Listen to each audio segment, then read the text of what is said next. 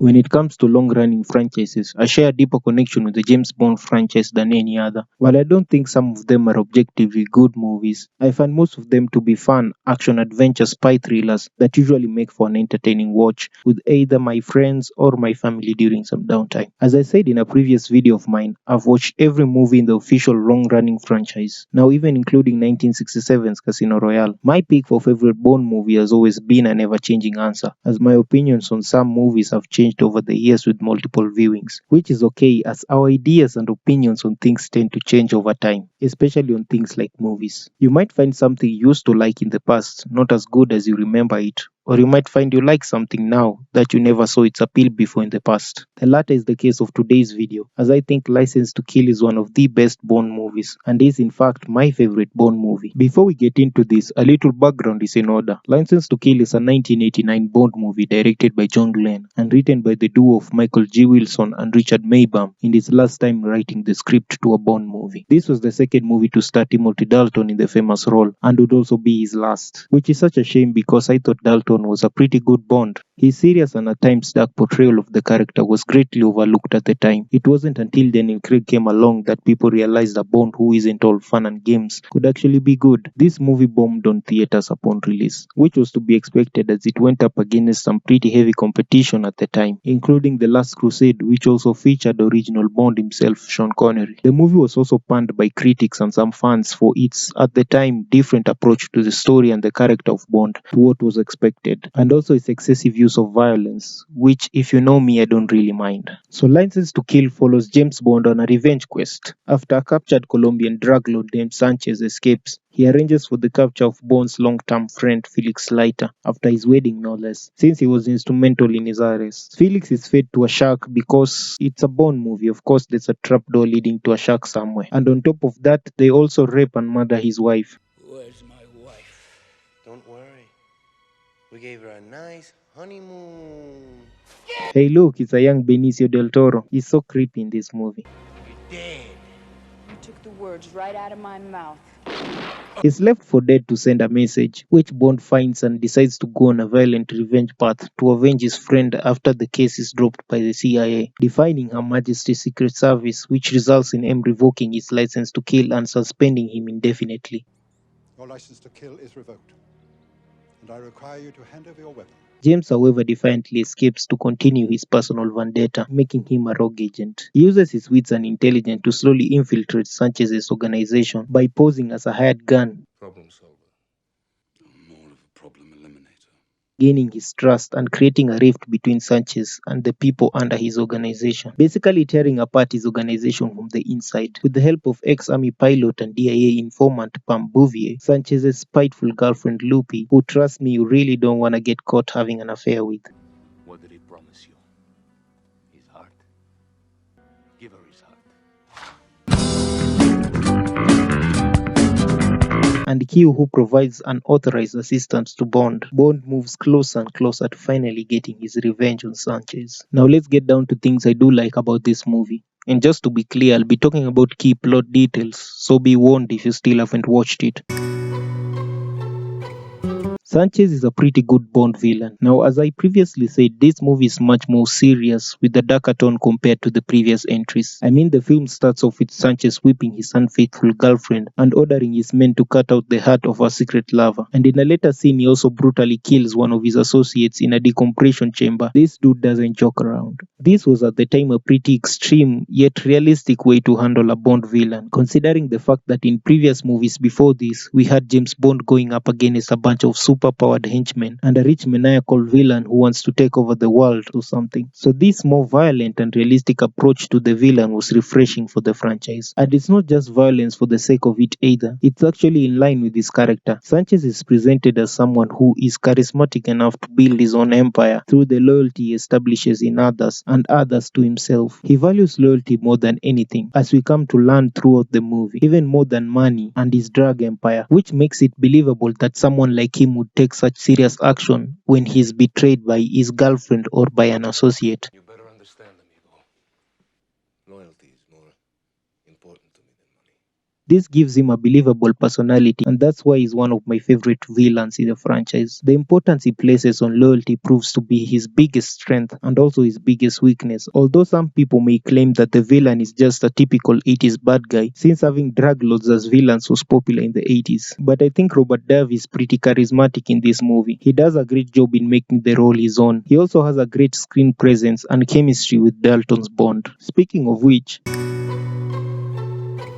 Dalton is also great in this movie. This might be my favorite James Bond performance aside from Daniel Craig's performance in Casino Royale. Now, James Bond has always felt like an idea of a person to me rather than an actual compelling character, which isn't a bad thing. I enjoy the classic Sean Connery or Roger Moore era Bond movies as much as the next guy, but their portrayal leans towards the fantasy and romanticized elements of being a spy. You know, the cool gadgets, fast cars, exotic locations, and beautiful women, which while being fun to watch doesn't really present relatable characters, which is why I love Timothy Dalton as Bond. Dalton's Bond in the previous movie, The Living Daylights, is presented as a stone cold professional who takes everything he does seriously and has some sort of danger and unpredictability to his character. And it's not that he's always serious and brooding all the time. There are some moments of genuine levity in his character. It doesn't feel one note, which is the biggest criticism I have with Daniel Craig's Bond, especially after his first movie. In his later movies, instead of coming across as a conflicted character, he always looks as if he's bored all the time, and he probably is. Dalton's Bond will instantly defy orders if it doesn't suit his better judgment. In this movie, we see a clear evolution to this character. He's still hot-tempered and unpredictable, but also the attempted murder on his friend and the subsequent rape and murder of his wife, which reminds Bond of the death of his own wife, something they allude to in an earlier scene.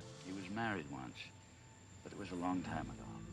Sends him to a blind rage and thirst for vengeance, which adds another layer of complexity to his character. There's something always interesting about vengeful characters. Watching a character driven by a singular objective with nothing to lose always makes for a compelling watch. The revenge narrative works well with the James Bond movie in my opinion, and I think this movie does it the best. They tried the revenge narrative years later with Quantum of Solace, but I found the execution of it a bit too messy. Even though it had a lot of potential, I felt like it was ruined by the bad writing, uninteresting characters, and a weak villain. In this movie, Bond ditches his cool and calm facade to become more emotionless and cold-blooded. He clearly cares for those closest to him, which is why he's always trying to drive them away, despite their honest intentions to help him, as if fears they too could end up dead like some of his other previous allies. We also see that his need for revenge is taking a toll on him, as he occasionally makes mistakes due to his impatience, while the class and sophisticated side of the character is sadly missing with him for the most part, compared to the likes of Sean Connery and Pierce Brosnan. This was the perfect Bond for the 80s in my opinion, that fit perfectly with the other huge overly masculine action stars of the era. He's a hard-edged assassin who can still make quips and crack one-liners from time to time, but who also has a layer of emotional vulnerability to his character. There's this moment in the end, after he killed Sanchez and had his revenge, you see this look of melancholy, almost as if instead of feeling vindicated, his vengeful journey has only left him broken, before the moment is ended by Pam Bouvier picking him up. This would have been the perfect place to end the movie in my opinion, but we'll get to that in a sec. Dalton shows a lot of dedication in this role, and it can be seen in every frame. His hard-edged approach to the character was even more faithful to how Ian Fleming envisioned his character in the Bond novels, and Dalton should know, as apparently he spent time reading the novels in preparation for the role. It's such a shame his portrayal didn't catch up with fans until Daniel Craig came along and did practically the same thing in his version of the character. This is one of the most action-packed Bond movies out there. The action is filmed and choreographed perfectly, with Dalton reportedly doing most of his stunts. It has enough explosion, unbelievable stunts, and excitements to appeal to even the most casual fans. One thing I do like about the action sequences is that they're always in motion, whether it's them trying to reel in Sanchez in the pre-titled sequence, a sequence that was recreated by Christopher Nolan in the opening of The Dark Knight Rises, by the way, Bond water skiing to a plane to escape a bunch of bad guys, or Bond trying to get to Sanchez in the climactic tanker chase scene in the end. This makes the action scenes more engaging, as they're constantly in motion and chaotic in a good way. Although there's this goofy moment during the tanker chase scene that feels like it belongs in a Roger Moore movie instead. The movie is also elevated by the score by Michael Kamen, who, for those of you who don't know, Kamen composed scores for many action movies in the 80s, and he's largely the reason why this movie has that timeless 80s feel to it. I think the operatic style score works well with action movies, especially the ones from that era. It elevated the intensity of the action scenes and is even pretty solid during the emotional scenes. It's a bit unorthodox for a Bond movie, but every time I hear the opening gun barrel,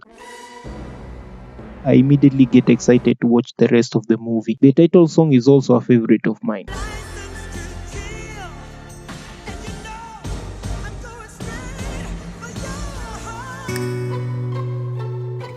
Of course, I have some issues with the film, like I don't buy the romance between Bond and Bouvier. The romance always felt like it came out of nowhere. My biggest issue with the film, however, is the ending. Remember when I told you in that earlier scene in the end where James Bond is kind of sad? If the film ended right there, then this would be my favorite Bond movie. But instead, it's probably my second favorite as a result of the scene that follows. So after his revenge, we are shown everyone is having a big celebration. Bond is there smiling as if nothing happened. Felix is fine, so the revenge journey we've been through was pointless. Everyone is in the party having a good time. Even the freaking iguana is there. Bond ditches Loopy for Bouvier, they kiss in the pool, and the fish gives us a little wink. The fish gives us a little wink. This ending pretty much undermines everything that happened before it and makes the entire movie feel inconsequential as a result, and I hate it. In fact, these days I'll stop watching the movie after Bond has had his revenge. Boom, there, the end.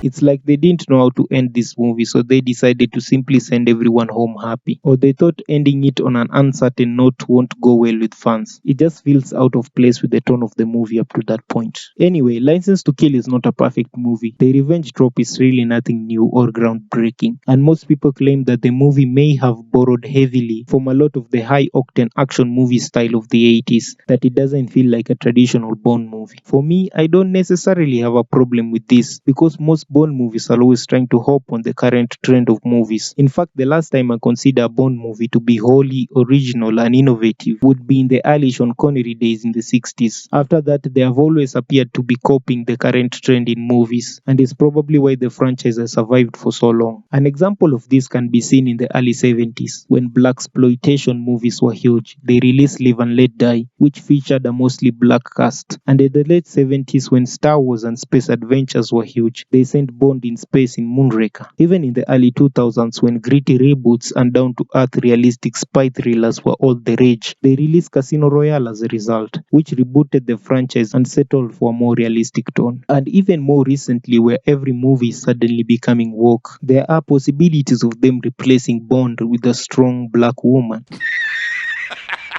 The point is, each movie in the franchise will most likely tell you something about the time period it was released, and License to Kill is no exception. For the many violent and action-packed scenes with huge explosions, to having a drug lord as the main villain. To me, License to Kill fits well with all the other testosterone-filled action movies of the 80s like Die Hard or Lethal Weapon, which I've always enjoyed. But I can get why someone would find it a bit too different for their taste in Bond movies. As for me, this is still one of my favorites, and I give it a 3.9 out of 5. Would have been a 4 or higher were it not for that terrible ending. Thanks for watching. If you liked that video, don't forget to leave a like. And also let me know what you think about this movie. We currently have a Facebook page. The link is in the description. You can hop in there and give us a follow.